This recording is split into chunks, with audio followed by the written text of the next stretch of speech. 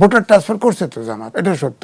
আমার মনে হয় জান্নাতের টিকিট ফুরায় গেছে, এই জন্য ফেল করছে। জাতীয় পার্টি এবং আওয়ামী লীগ জাতীয় পার্টির মন্ত্রীও ছিল, এমপিও ছিল।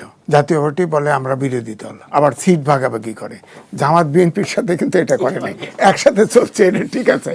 এই জন্য পাটোয়ারি ভাইদের কথা বলার মুখ নাই। আগে শুনছি না যে অর্ধেক পানিতে একজন বক্তৃতা দিতেছে মৌলানা, গাছ থেকে যদি পাতা পড়ে তাহলে যদি অর্ধেক নদীতে পড়ে আর অর্ধেক যদি শুকনায় পড়ে, উপরে পড়লে বাঘ, নিচে পড়লে কুমির।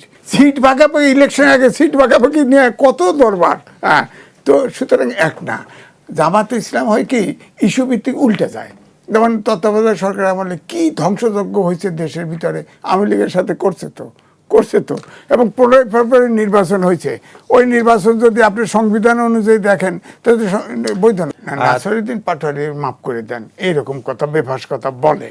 তার ম্যাচুরিটি নাই, তার কথা নিয়ে আলোচনা করে তার গুরুত্ব বাড়াতে চাই না। ইলেকশনের আগে পোস্টাল ব্যালট হয়ে গেছে, ব্যালটগুলো কোথায় গেছে?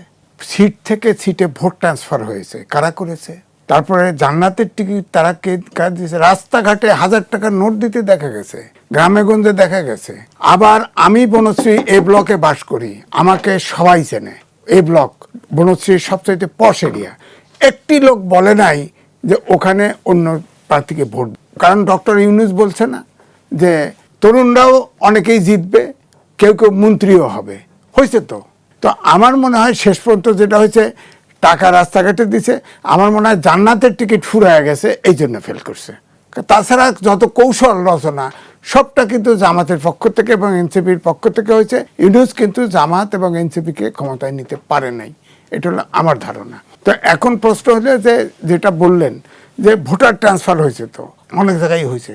ধরেন কিভাবে হয়েছে, ধরেন এখানে জামাতের ভোট কিন্তু গোনা যায় যে এই সিটে তাদের 5000 ভোট কম আছে। আগে তো জামাতের মহাসচিব সাধারণ সম্পাদকও বলেছিল ভোটার ট্রান্সফার করা যায়, অর্থাৎ একটা ধরেন ওই সিট থেকে একটা সিটে জেতার কোনো সম্ভাবনা নাই, ওখানে 5000 টিকিট ভোটার আইনে ওই যেখানে 5000 কম সেখানে দিয়ে দিল। ভোটার ট্রান্সফার করছে তো জামাত, এটা সত্য।